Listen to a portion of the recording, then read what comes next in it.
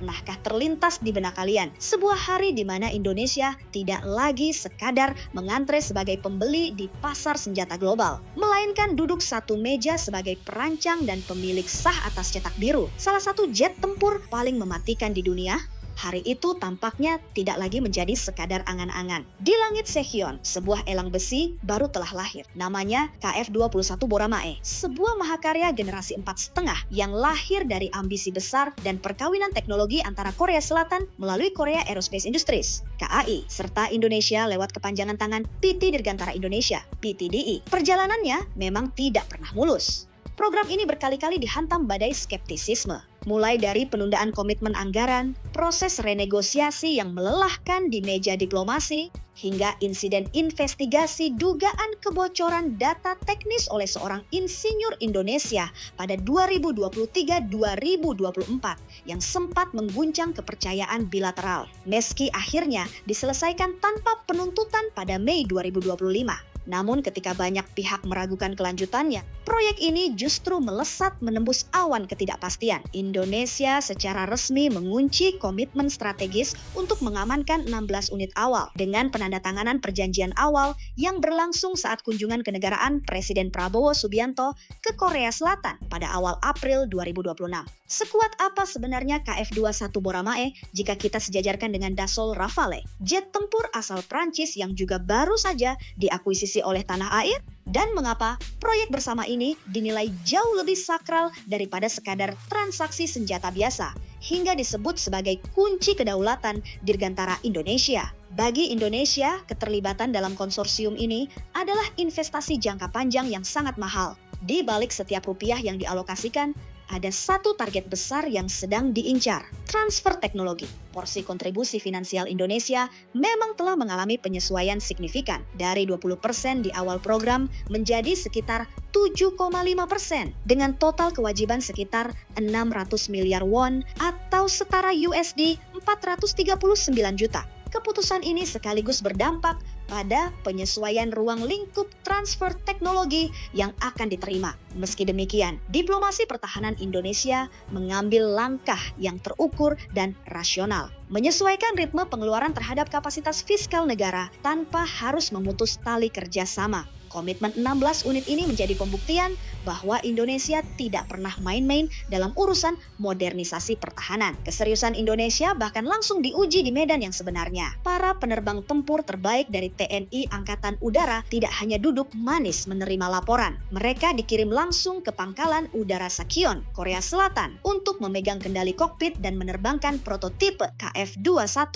membelah langit secara langsung. Kolonel PNB Ferel Rigonald menjadi pilot TNI AU pertama yang menempati kursi depan saat uji terbang pada 27 Juni 2025.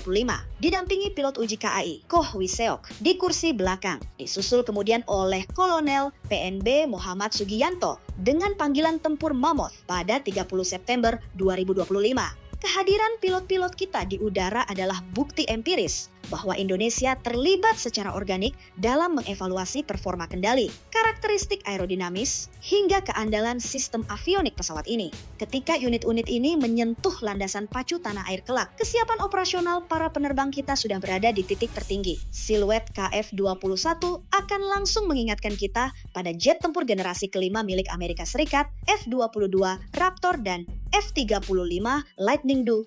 Bukan kebetulan karena para perancangnya di KAI memang mempelajari kedua program tersebut secara mendalam. Setiap lekukan, sudut, dan komposit material pada badannya dirancang dengan presisi tinggi demi menekan radar cross section ke tingkat yang lebih rendah dari jet generasi keempat konvensional. Meski demikian, statusnya bukan pesawat siluman penuh. Setidaknya untuk varian Block I saat ini, jet ini dipersenjatai dengan radar Active Electronically Scanned Array (AESA) APY-16K buatan Hanwha Systems, mata elektronik mutakhir yang dilengkapi sekitar 1000 modul transmit receive, mampu mendeteksi target sejauh 150 hingga 200 km, serta melacak lebih dari 20 kontak sekaligus. Bahkan dalam kondisi medan peperangan elektronik yang penuh gangguan sinyal musuh, dua mesin General Electric F-414G DE 400K pasang di jantungnya. Keluarga mesin yang sama dengan penggerak FCE-18 Super Hornet milik Angkatan Laut Amerika Serikat menjamin kecepatan maksimum hingga Mach 1,81.